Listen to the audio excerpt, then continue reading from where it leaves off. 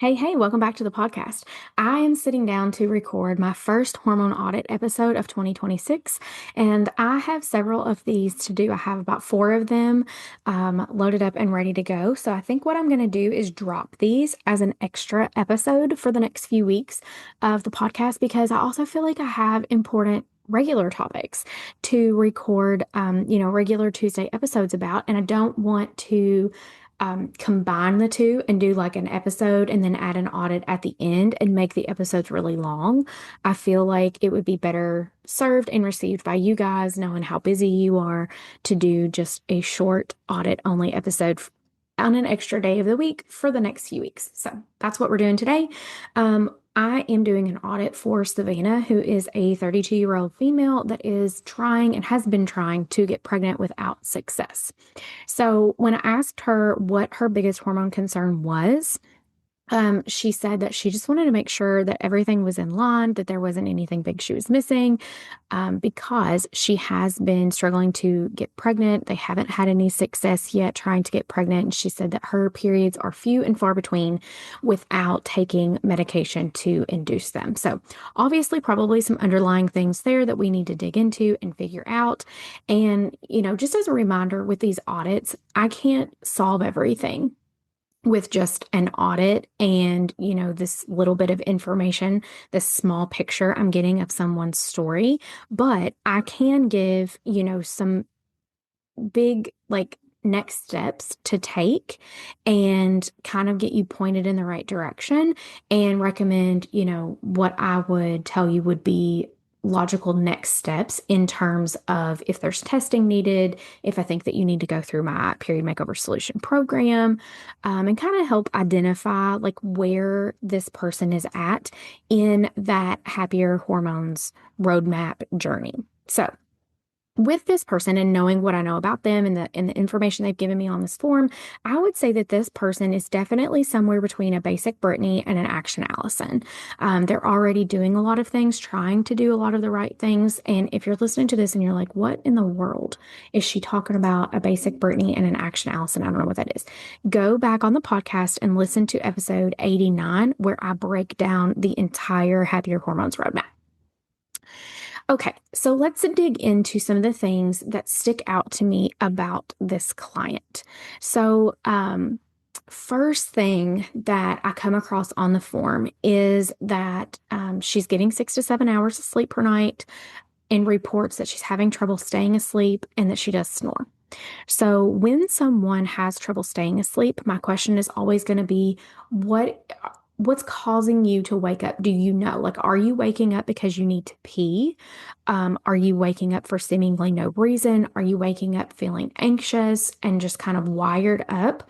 A lot of times, middle of the night waking, especially when it's not linked to needing to use the bathroom, can be linked back to our cortisol and blood sugar imbalances. And the next piece of information that she gave me here is that she typically consumes 2 meals and one snack a day. And that's probably not enough food and fuel for the body. So I really want her to transition to eating 3 meals a day, a snack if needed. And, with my clients, I would take them through a lesson on properly fueling your body, where we would specifically look at how many calories are you consuming on average? What do those macros look like? Then we would take a look at like what would your maintenance calories look like or be, and then how close or far away are we from that? Because especially when someone is trying to regulate their cycle and nourish their body enough to the point that they can successfully sustain a healthy pregnancy, we have to have that nutrition piece locked in. And we have to make sure that we're not just assuming that we're eating enough, and we are doing some short-term tracking to make sure that we actually are getting enough fuel and that it's not just junk. We can rack up a lot of calories really quickly with highly processed foods and junk foods and things that, let's be honest, we all enjoy every now and then, and easy things to grab and eat. But we've got to make sure that the nutrition we're putting in our body is also packed with protein and macronutrients and vitamins, because that is what our body is really going to need to be able to, sustain this healthy pregnancy and develop this healthy, beautiful little baby. So that would be the first thing that I would really recommend. And I do believe that that will help with sleep as well, again, because it's going to help you have a more stable blood sugar throughout the day. And then if you found that trouble sleeping through the night was still an issue, there's two things to consider here. One, you might do a snack before bed, because it might be that you are going quite a while between the end of your dinner and when you're consuming breakfast, and your body is not in a place where it can handle that, and your blood sugar could be dropping in the middle of the night. The other thing here is that she did mention that she snored. And I know nobody wants to hear this, but there's definitely value in having a sleep study, seeing if you have sleep apnea and addressing that if needed, because that can really impact your body and your overall health in a lot of different ways that then have trickle down effects on your cycle, your period, and your fertility. Okay, scooting on down, I asked, if she was tracking her cycles, and she is.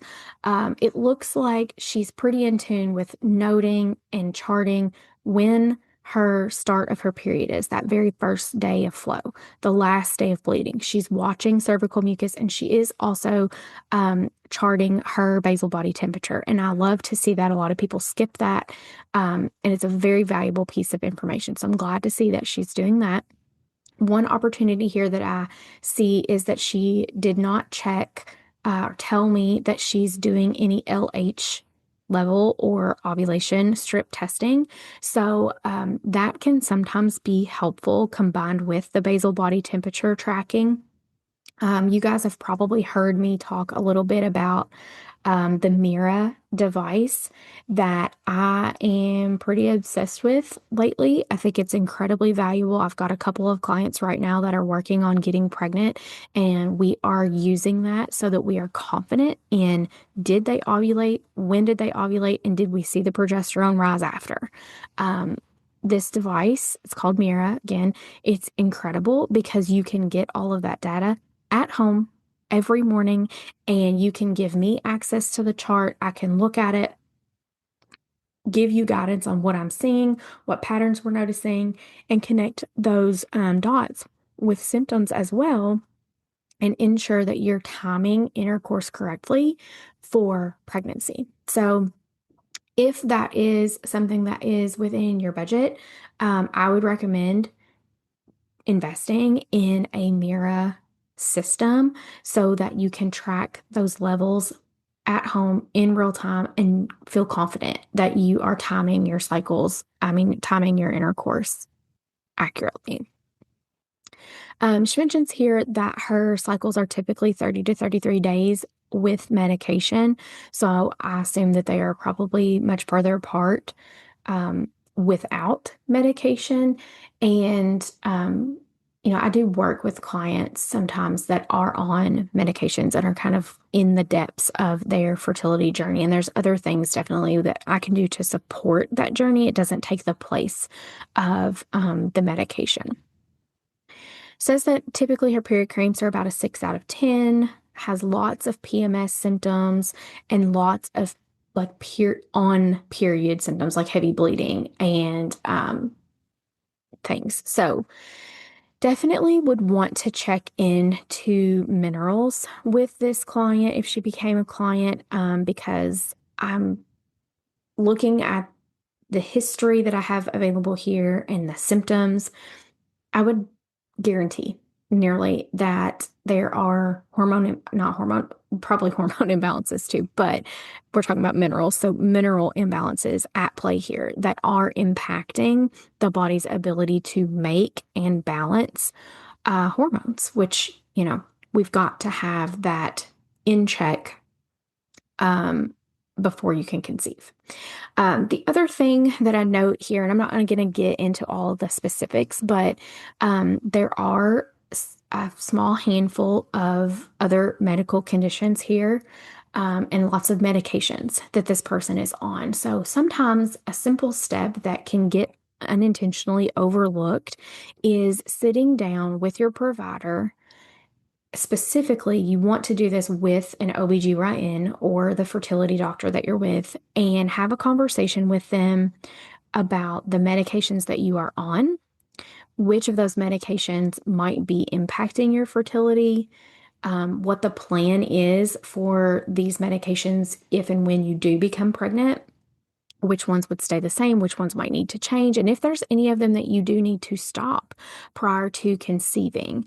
And then I also encourage you to take it a step further and do a little bit of your own research in that sense and just make sure that you feel comfortable and fully confident in all of that. And there is a need a lot of times to be on prescribed medications before, during, and after a pregnancy, and that's totally fine. But we just want to make sure that we're having those conversations and that everyone is on the same page with all of the medications that you're taking, even if they don't prescribe them, even if they don't manage them, they still need to know about them. And they need to be aware of and communicating to you what the plan is, like I said, for if and when you become pregnant. Um, Not a lot of supplements here that she mentioned, just a prenatal daily, a generic brand. So there's definitely an opportunity there to make sure that we're taking a high quality prenatal. My favorite brand is Fullwell. That's what I've personally used for 2 of my 3 pregnancies, and I didn't use it with the first one because I just didn't know about it yet. So that's definitely something also that you could consider. So other things here that I would mention again, if I would recommend if I was talking with this person on a call, if I had reviewed all this information for them and they were like, I want to know what you would recommend, what next steps would be. Definitely would recommend probably the Period Makeover Solution program as a whole, because that way we're going to be able to do the HTMA testing to see what are the minerals doing. Are there any heavy metals here that we need to worry about? And then you also get that Mira testing bundle included as part of the program so that she could then begin to do the at-home hormone testing. And that's going to allow us to see, are we seeing a rise with FSH, that follicle stimulating hormone? When are we seeing the LH?